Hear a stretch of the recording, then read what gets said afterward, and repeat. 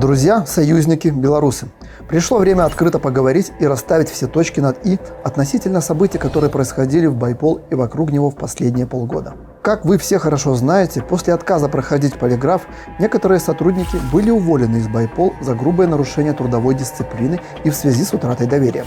В белорусских СМИ это событие громко окрестили кризисом или развалом. Тогда же к разрешению спора между руководством Байпол и бывшими сотрудниками подключилась Светлана Тихановская. На той встрече руководство и действующие сотрудники Байпол дали слово главе Объединенного переходного кабинета Беларуси воздержаться от обвинений в адрес бывших коллег. К сожалению, бывшими сотрудниками Байпол это слово было нарушено уже на следующий день. Однако для нас слово чести, слово офицера не пустой звук, поэтому мы не отвечали на лживые обвинения и нападки в СМИ. Однако теперь, когда все обязательства, которые мы взяли на себя перед Светланой Георгиевной и белорусским народом выполнены, мы прерываем наше молчание.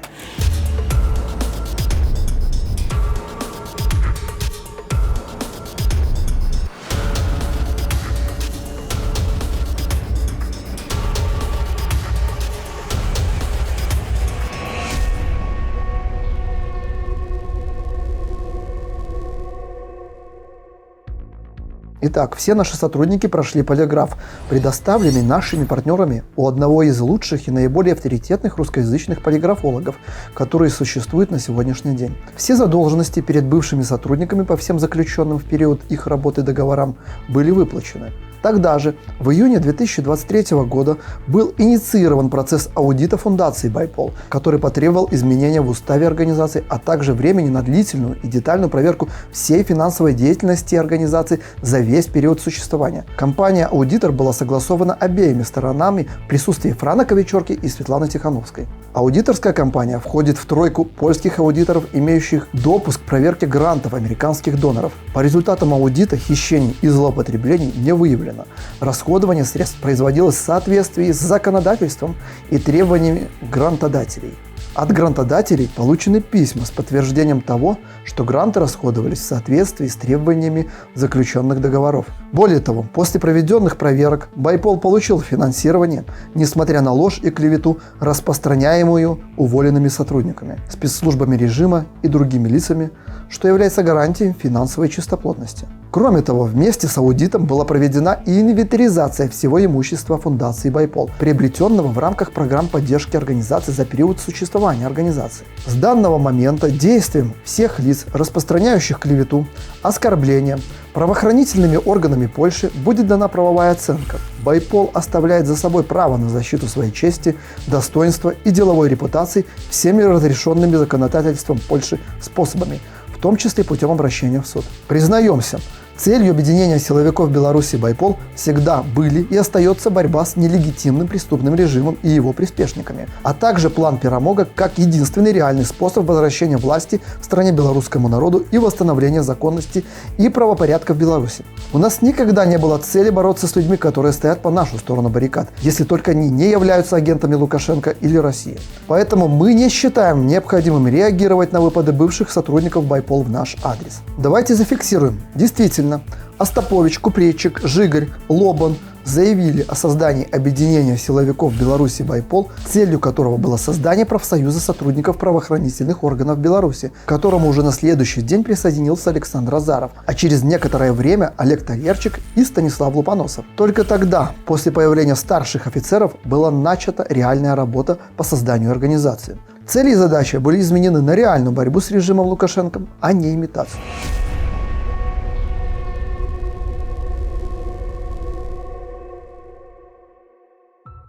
По определению, общественная организация – это организация, зарегистрированная в установленном порядке. Любая общественная организация получает правосубъектность только после регистрации. Поэтому в феврале 2021 года в суд были поданы документы на регистрацию организации в соответствии с польским законодательством, руководителем которой был выбран Александр Азаров. И в мае 2021 года была зарегистрирована фундация Байпол. Назначение Азарова руководителем никогда не вызывало вопросов, как и не вызывало вопросов позже выдвижение Александра Азарова как руководителя Байпол представителем по восстановлению законности и правопорядка Объединенного переходного кабинета Беларуси. Александр Азаров, представитель кабинета по восстановлению правопорядка. Напомним, что Остапович был уволен из Байпол до создания плана Перамога, а уволенные позже Купрейчик и Жигарь занимались созданием части медиаконтента для YouTube и телеграм-каналов, не проявляя ни тогда, ни после увольнения никакого интереса к партизанской борьбе и свержению преступного режима.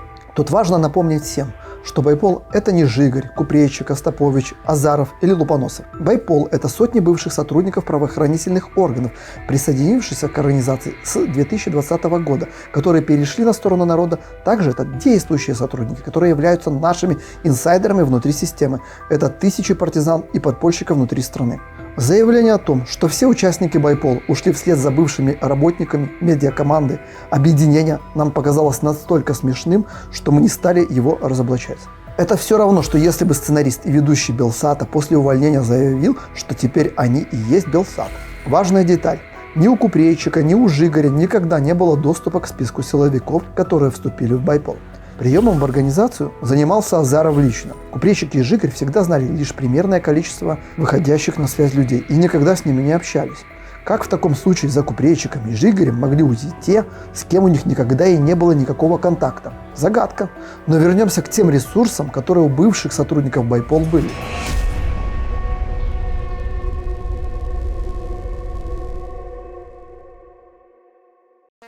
Казалось бы, вас не устраивает отсутствие стабильных и высоких зарплат ввиду потери финансирования организации после партизанских акций. Вам не интересен план Перамога и подполье в Беларуси. Вас интересуют только деньги, донаты и гранты под ролики на YouTube о преступлениях режима 20-летней давности.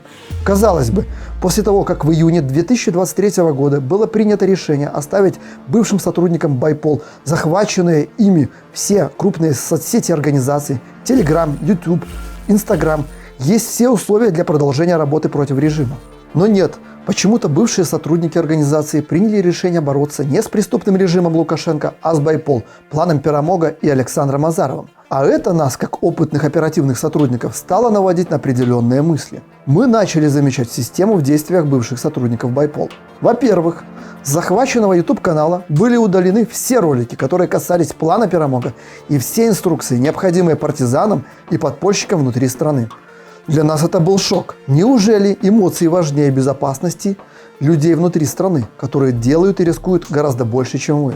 Сначала мы подумали, что, возможно, это сделано с целью просто отгородиться от сопротивления внутри страны, чтобы получить финансирование у тех, кто боится или не хочет поддерживать борьбу за независимость Беларуси. Учитывая то, что конфликт в Байпол разгорелся из-за денег, нас бы это не удивило. Однако далее мы заметили целенаправленные действия по дискредитации плана Перамога и самой идеи освобождения Беларуси от преступного режима. И вот тут у нас начали возникать серьезные вопросы. Однако сотрудники Байпол, являясь старшими опытными офицерами, не привыкли делать голословные заявления, подобно тем, которые делают постоянно представители режима. Мы привыкли опираться на факты, проводить детальное расследование, прежде чем выдвигать те или иные обвинения. Что ж, следствие по участникам спецоперации режима по дискредитации Байпол и плана Перамога завершено. Его результаты будут обнародованы в ближайшее время. Чтобы не пропустить наше следующее видео, подписывайтесь на канал. Разом до перемоги! Живе Беларусь!